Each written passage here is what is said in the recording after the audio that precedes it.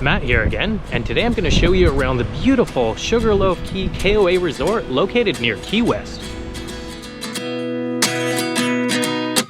At 29 and I find myself wondering what did happen to the last 10. I ran away with my life, fast forward, never turn back again. It's kind of funny that the more we pass time, the more we need to set them rewind.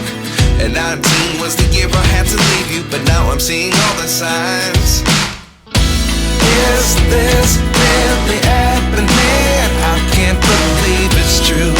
I'm just as surprised as you. This campground full of palm trees is going to make you feel like you're at a beautiful tropical resort. And today I'm going to show you all of the amenities that this campground has to offer and show you some of the sights as well.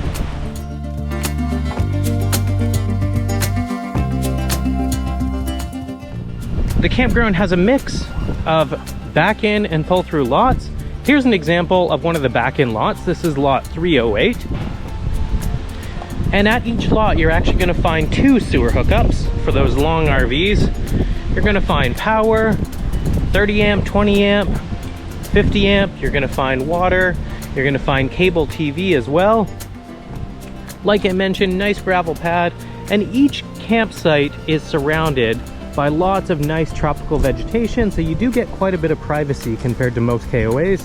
You'll also get a fire pit and a picnic table.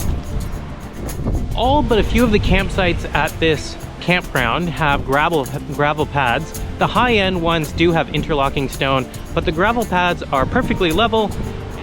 Next, let's head over to the central hub of this campground, which is the store and bar and cafe and pool area with hot tubs.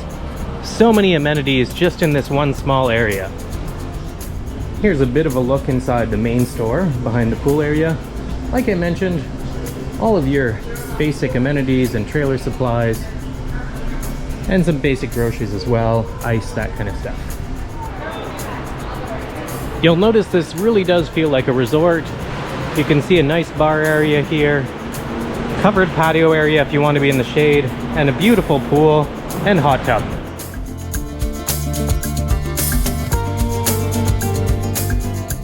Throughout the days of the week, there's various events that happen here. They've got bingo on some nights, they've got live music on other nights.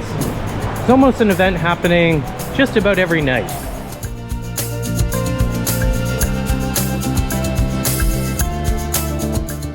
And we'll work our way back around and have a closer look at the pool area. Very busy today, it's a hot one out here.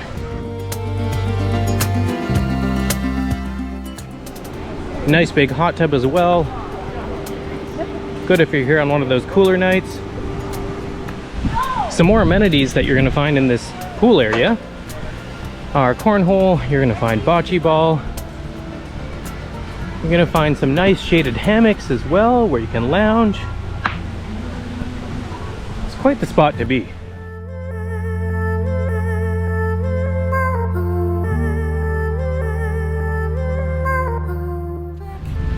Next, we'll have a look at the Marina area. We've got a nice boat launch here.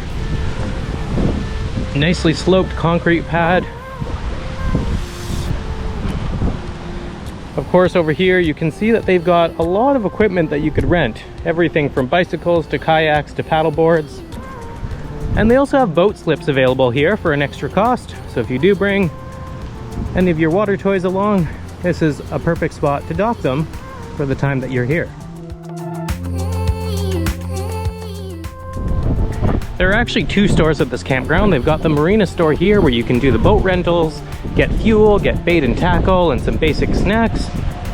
And then they do have the main store that's located behind the pool that has all of your typical amenities that you might want, some basic groceries and souvenirs and that kind of stuff. So you can see here, spot to fuel up your watercraft.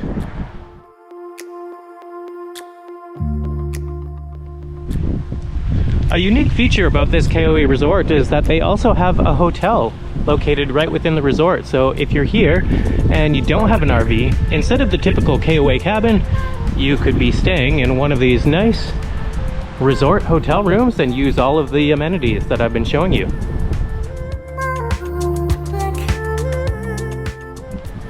price at this campground, quite expensive, very much in line with any of the campgrounds in the Keys.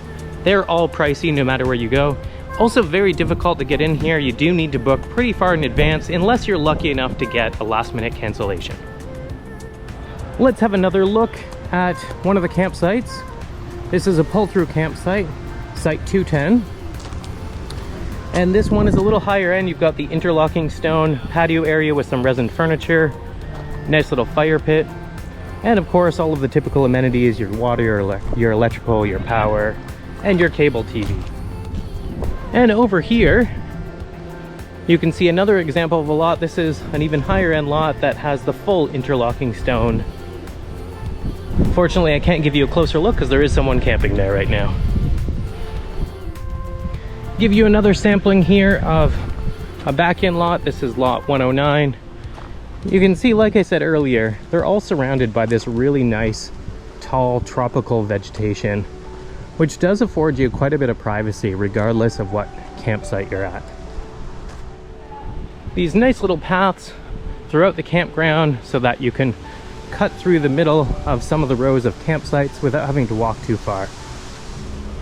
Here's a look at one of 2 laundry facilities throughout the park. Brand new washers and dryers. $2.50 for a wash, $2.50 for a dry. Very nice, clean facilities. This is one of the campgrounds that was impacted by a hurricane a few years ago. So the campground was rebuilt from scratch, which means that everything here is brand new, all of the latest, all of the best. So you can expect that you're not going to be disappointed with any of the amenities here. Everything is top notch and really well maintained as well. Here is one of the longest pull-through sites that you're going to find at this campground. Maybe you can't quite tell from the video, but this one is a super long one. This is for the very long rigs. 4002 is the lot number. And you do have a nice interlocking stone patio with some resin furniture as well. We can see a large 5th wheel on the lot next door, probably a 46-footer, and the truck, and they still have room to spare. The campground does provide you with high-speed Wi-Fi, and when I say high-speed, it truly is high-speed. Download speeds, upload speeds are both great, so you really don't need to worry about having Starlink or any other device connections. If you're in the campground, the Wi-Fi functions, and it functions everywhere, including the pool area.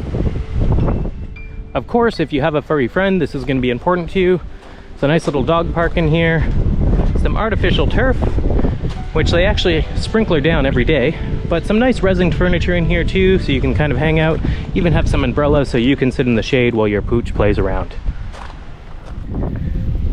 What you're seeing here is the main bathhouse facility. Very modern, very clean, and as part of this main washroom facility, there is also a second laundry facility with probably about another 10 washers and 10 dryers, so you're never going to be waiting for a washer and dryer in this campground. What you're seeing here in front of me are the premium tent sites, and you can see that they're covered by a nice little canopy, nice little concrete pads. Today is a windy day, so it's not an issue, but the only downside I can think of with regards to this park is that there can be a lot of sandflies on the lower wind days. So I talked about premium campsites earlier, and to be honest, you really probably can't get any more premium than this row of lots here that backs right onto the ocean. Especially if you have a window at the back of your RV, you're going to be looking straight at ocean views behind you, which you can see an example of here. This is lot 1009.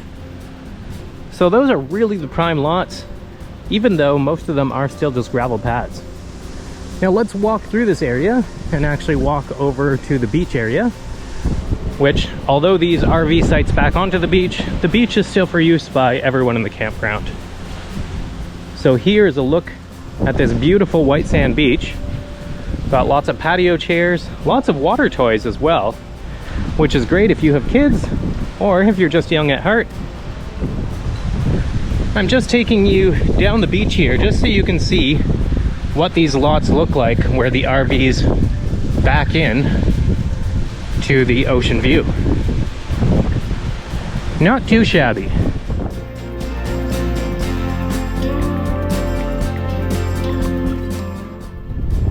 So Key West is about a 30-minute drive from here. Probably one of the main reasons that you're gonna come and stay at a campground like that. I know the drive sounds a little bit long, but it is hard to find RV resorts that are much closer than this. So I still definitely recommend checking this place out.